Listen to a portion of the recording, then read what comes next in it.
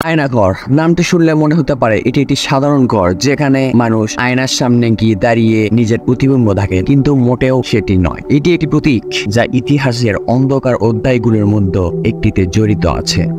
সাল 1971 মুক্তিযুদ্ধের সময় পাকিস্তানি সেনাবাহিনী এবং তাদের সহকারী অসংখ্য নিরপরাধ মানুষকে হত্যা করেছিল। সেই ভয়াবহ সময়ে আয়নাঘর নামে পরিচিত কয়েকটি স্থান গড়ে উঠে। সেখানে নির্যাতিত মুক্তিযুদ্ধ এবং স্বাধীনতা কর্মীদের নিয়ে যাওয়া হতো, সেখানে তাদের ওপর চালানো হতো নির্মম অত্যাচার এবং নির্যাতন। কিন্তু আয়নাঘর নিয়ে বিতর্কও কম নয়। সময়ের সাথে সাথে আয়নাঘরের অস্তিত্ব নিয়ে বিভিন্ন ধরনের প্রশ্ন উঠেছে। অনেকেই দাবি করে যে এই ধরনের কোনো জায়গায় ছিল না, এইটি একটি কেবলমাত্র মিথ। অন্যদিকে ভুক্তভোগী এবং ইতিহাসবিদরা এর সত্যতা প্রমাণের জন্য শত শত নথি এবং সাক্ষ্য প্রমাণ হাজির করে।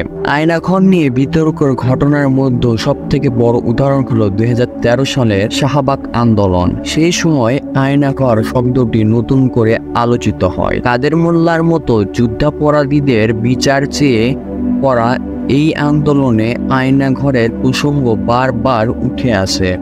আয়নাঘরের অস্তিত্ব নিয়ে নতুন করে বিতর্ক শুরু হয়, যা সমাজে নতুন ধরনের বিভাজন সৃষ্টি করে। আয়নাঘরের গল্প শুধু অতীতের নয়, এটি বর্তমানেও আমাদের সমাজের ওপর গভীরভাবে প্রভাব ফেলছে। মুক্তিযুদ্ধদের ভয়াবহতা, শহীদদের রক্তে রঞ্জিত ইতিহাস এবং সেই সময় নির্যাতিত গল্পগুলো আমাদের নতুন প্রজন্মের মনে গভীরভাবে প্রভাব ফেলেছে।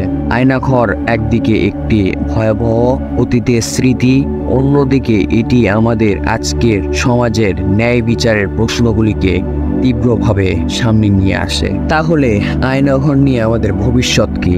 ইতিহাসের এই অন্ধকার অধ্যায় কি আমরা কেবলই ভুলে যাব, নাকি এর থেকে শিক্ষা নিয়ে এগিয়ে যাব? আমাদের দায়িত্ব হলো এই ঘটনাগুলিকে ভুলে না গিয়ে নতুন প্রজন্মর এর সত্যতা সম্পর্কে অবগত করা। ইতিহাস থেকে শিক্ষা নিয়ে ভবিষ্যতে এমন কোনো আয়নাঘর যেন আর না গড়ে ওঠে, এটা আমাদের সমাজের এবং আমাদের রাষ্ট্রের প্রধান দায়িত্ব।